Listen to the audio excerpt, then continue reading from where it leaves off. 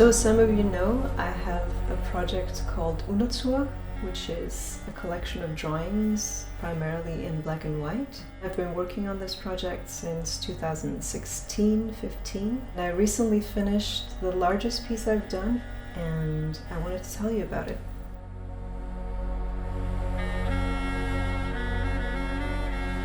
Unatur in Danish means an unnatural event or entity.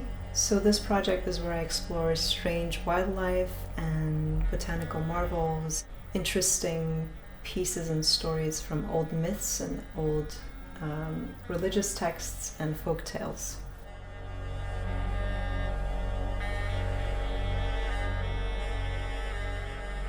And it's also where I return to my oldest artistic medium, which is drawing in black and white with pencils on paper.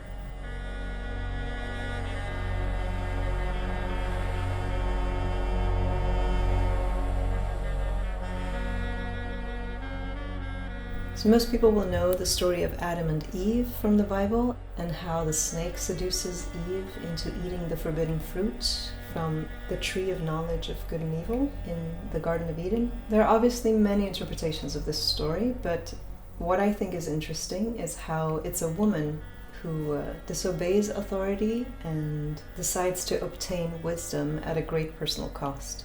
To me, this story is not a cautionary tale necessarily, but a story about how knowledge about the world and about life almost always comes at a great cost. They say ignorance is bliss, but we shouldn't aspire to be ignorant.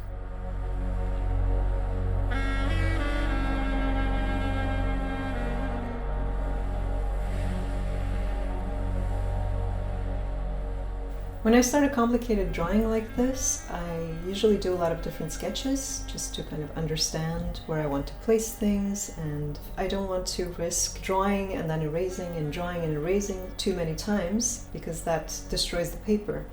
So when I was done sketching, I really needed good photographs of Eve's pose, and I was lucky that my good friend Gabriella, better known by her stage name Harley Quinn, was in Copenhagen at the time. Gabriella is a burlesque dancer and aerialist whose career I have been proud of following since the beginning. Our very first collaboration was a photo shoot at an amusement park in Stockholm more than 10 years ago. Then she appeared in my music videos, and watching her journey into exploring dance and the way she has forged a path with her art form has always been really inspiring to me. She's so talented and one of the most beautiful people I know, so of course it made perfect sense to use her as Eve. We met up before her performance in Copenhagen, where she debuted a new aerial act, and I took some photos to use as reference. I really wanted to show the delicate contortion of the figure and the weightlessness. Gabriella's spectacular poses in the air were perfect for that.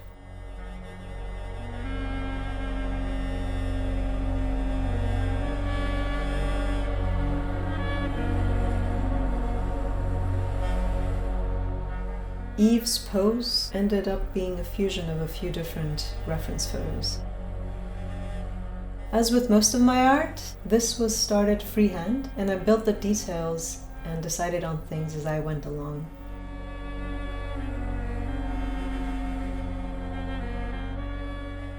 The composition itself changed quite a few times until I settled on this. Some of my initial sketches included a full background with a forest. I kind of wanted to make it in the style of my old drawing Moonlit Forest from 2016, but I finally decided against it because I felt it would be too cluttered. I wanted the shapes of the snake and the branches to be cleaner and more visible. I didn't settle on a direction of the light until fairly late in the process. The choice of the pomegranate as the forbidden fruit instead of the apple was mainly because I have a stronger connection to pomegranates. The apple was popularized by European artists, but actually a lot of sources claim that originally the forbidden fruit might have been a pomegranate. They're used quite frequently in Armenian art. This is where I'm from, but other Middle Eastern countries also use pomegranates quite often as symbols. And since Christianity originated in the Middle East, it's plausible that this fruit was originally the one that represented the forbidden fruit. In Armenia, pomegranates symbolize wisdom and fertility, and temptation and righteousness, and it's said to contain 365 seeds, one seed for each day of the year. Overall, to me, it seems like a better visual representation of something sinful and complex, more so than an apple.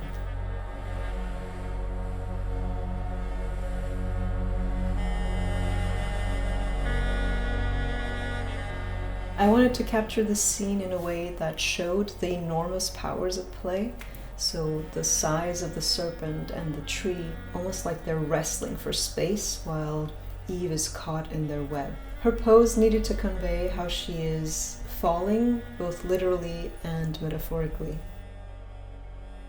The drawing took several years to complete. As with most of my personal pieces, I work on them in between other projects. So this image was on my desk for long periods without being touched. And that's quite important because you stop noticing your mistakes if you don't take breaks and gain some perspective. After finishing the drawing itself, I sign it and I use a fixative to attach it to the paper. And then comes all the documenting and archiving of the work, which is also a really big part of my process. Over the years, I got more and more particular about quality and methods. And since I was not happy with the scanning services I tried around Copenhagen, I ended up buying a high-end scanner, and now I do it myself. Usually this is how I learn to do things. I just sort of learn as I go along. And in this case, it was obtaining technical knowledge about how to scan at a very high quality, up to 6,400 pixels per inch. And this enables me to save really huge images of my artworks, which is useful if I need to print something that's really, really large. My drawing is in A2 format and it had to be scanned a few times. And then I connected all the pieces together digitally and began the cleaning process of the image. I do this part manually by hand since I don't want to miss any details. You can see at this resolution, every little speck of dust or piece of hair on the paper is visible. I try to remove them as gently as possible. And if the drawing or painting is in color, I also adjust the colors properly until they match the real thing. And once it's ready, I send it off to be printed. If you're an artist who needs to have your work scanned at a high quality like this, feel free to reach out. I've actually begun offering high quality scanning as a service now. The size of the artwork doesn't really matter, but it needs to be flat. Anything above 3 millimeters sticking out of the surface, it can't really go in the scanner.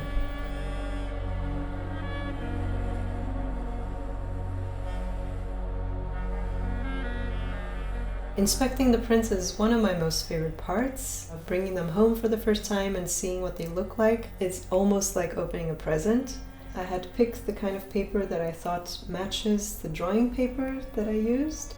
I really like my prints to have a really high quality and to last for as long as possible. I achieve this by using printers, inks, and papers that are certified to produce museum quality archival prints. In our case here, it means that this print will not lose its colors, it will not get yellow or fade for up to 100 years. Luckily, the prints came out great, so I could cut them out and sign them and get ready to offer them in my web shop. Thank you for watching, and I hope you enjoy Eve and the Serpent.